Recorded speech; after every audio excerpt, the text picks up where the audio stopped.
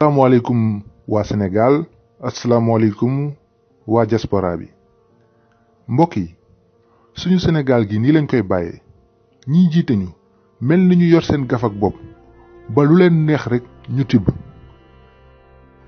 waa saawaay lu tax nga wax loolu. tey dama leen di nettali histoire 94 milliards yu ñu luubal ci ay pexeem njuuma xool leen vidéo bi ma ñëw. J'ai personnellement moi saisi le procureur de la République qui ne réagit pas. J'ai saisi l'IGE qui ne réagit pas. J'ai saisi l'OFNAC qui est le seul à réagir sur une affaire grave de détournement qui concerne Mamour Diallo, directeur des domaines et membre éminent de l'APR, qui n'est pas à son coup d'essai parce qu'il a été épinglé par d'autres rapports, notamment l'IGE, la Cour des comptes. Une affaire de 94 milliards, imaginez-vous. 94 milliards. Assis sur du faux, c'est à propos du foncier, assis sur du faux pour enrichir 1 ou 2 hommes d'affaires, 3 ou 4 hauts fonctionnaires, 4 ou 5 politiciens. Qu'est-ce que vous pouvez faire avec 94 milliards avec le peuple sénégalais, avec les jeunes, avec les hôpitaux, avec. Quand vous vivez ça tous les jours, quand vous avez l'information, vous êtes écœuré. Et je considère que ça, c'est des crimes graves qui sont commis contre le peuple sénégalais. C'est dans ce contexte-là que je me suis prononcé. waa 94 milliards bëri na de 94 milliards saa waay nan lañ ko mën a luubalee ci réew mii mel ni Sénégal. tey laa lay leeral waa Sénégal ni mbir mi demee déglu leen ma bu baax waa kër Ndiaga Ndoye dëkk Tëngéej ñoo moom terrain bu toll ni 256 hectares fee ci Kër Massar maanaam ñaari téeméer ak juróom fukk ak juróom benn hectare noonu la terrain bi toll. ci atum 1978 société bii ñu naan Sayim Indépendance te Jëli Mbay moomoon ko ndem si yàlla si moo ñëw ne ñoom ñoo moom suuf si waa kër Ndiaga Ndoye bañ loolu yóbbu mbir mi si yoon ñuy yëg ka wàcc di yëg ka wàcc di yëg ka wàcc ba atum 2012 àttekat bi maanaam tribunal ne suuf soosee waa kër Ndiaga Ndoye ñoo ko moom nañ leen ko delloo. kon muy fanweeri at bu ñu doon xeex ci seen àqu moomeel. waaw fanweeri at ñu koy xeex ci seen àqu moomeel waaye nag ci diir boobu maanaam diggante 1978 ba 2012 nguur gi dafa jël ay dogal ci suuf soosee ne da ko soxla ngir defar ko ay kër nguur gi jël luñ naan mesure d'expropriation teg ko ci ab décret bu 1997. defal nànk lan mooy mesure d'expropriation. mesure d'expropriation boo ko déggee mooy état bi nguur gi day soxla suuf wala alal bu ay nit moom wala benn nit moom mu ñëw gis nit kooku ne ko lii dama ko soxla ngir def ko mu jëriñ ñépp nangu ko ci yow waaye nag daf lay jox ndàmpaay. kon nguur gi kan la jox ndàmpaay.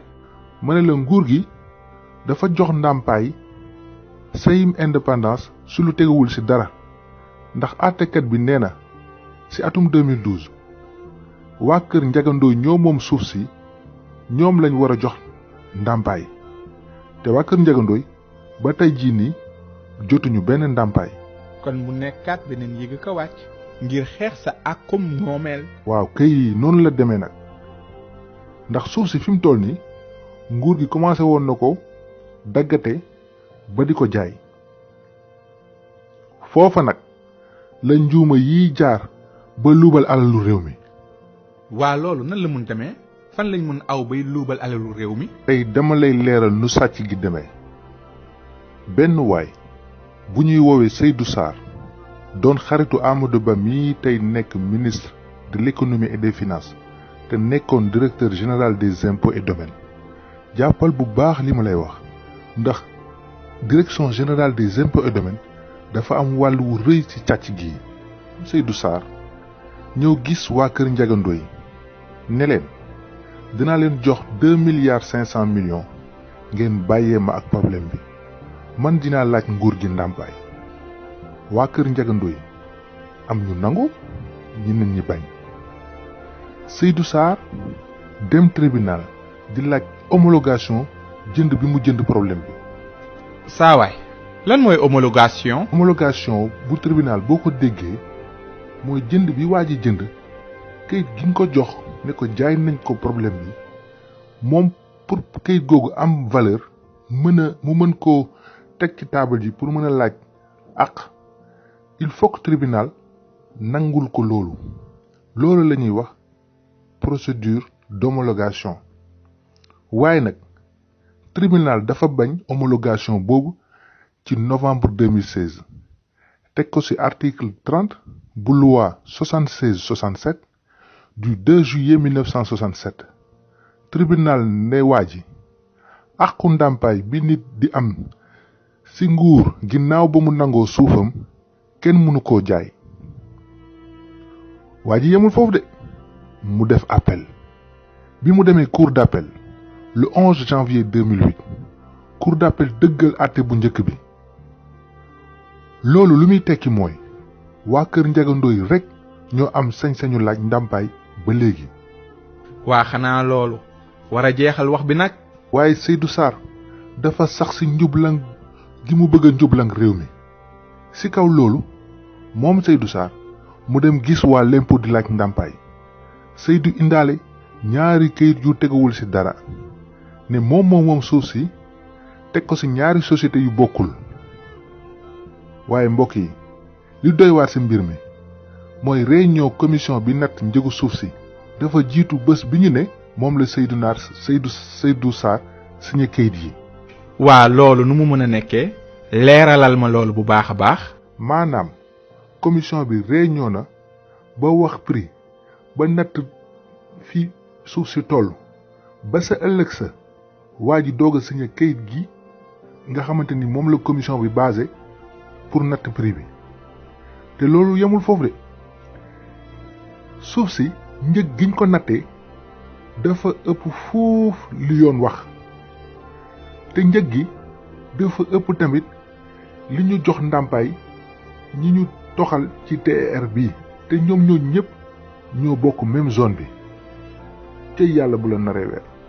waa léegi ba léegi nag waxoo ma nan la 94 milliards yi demee.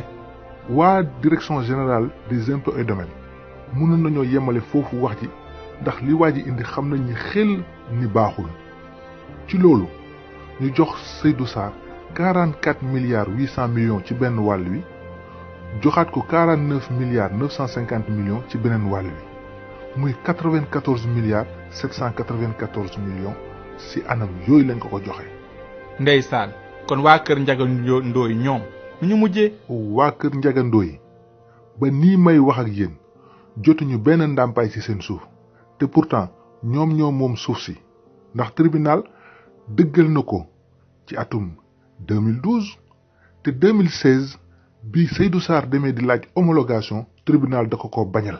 waa yow lii nga ma nettali nii day doy na waar ndaxte lii su fekkee ni dëgg la day mooy wane ni am na ñi nga xamante ne xam-xam lañu am waaye xam-xam bi yépp liñ koy utiliser moom mooy sàcc alalu réew mi ndaxte xalaat naa ni 94 milliards yooyu day ñu jox Sarr moom 94 milliards yooyu 94 milliards suñu impôt yi la. gis nga sawaay ak waa Sénégal yéen laay wax ñii jiite ñu waroon a liggéeyal réew mi jëriñ askan wi ci seen xam-xam defuñu ko lu dul di utiliser seen xam-xam di nelawal askan wi ak luubal alalu réew mi. J'ai personnellement moi saisi le procureur de la République qui ne réagit pas. J'ai saisi l'IGE qui ne réagit pas. J'ai saisi l'OFNAC qui est le seul à réagir sur une affaire grave de détournement qui concerne Mamour Diallo, directeur des domaines et membre éminent de la paire, qui n'est pas à son coup d'essai, parce qu'il a été épinglé par d'autres rapports, notamment l'IGE, la Cour des comptes. Une affaire de 94 milliards, imaginez-vous. 94 milliards. Assis sur du faux, c'est à propos du foncier, assis sur du faux pour enrichir 1 ou 2 hommes d'affaires, 3 ou 4 hauts fonctionnaires, 4 ou 5 politiciens. Qu'est-ce que vous pouvez faire avec 94 milliards avec le peuple sénégalais, avec les jeunes, avec les hôpitaux, avec. Quand vous vivez ça tous les jours, quand vous avez l'information, vous êtes écœuré. Et je considère que ça, c'est des crimes graves qui sont commis contre le peuple sénégalais. C'est dans ce contexte-là que je me suis prononcé.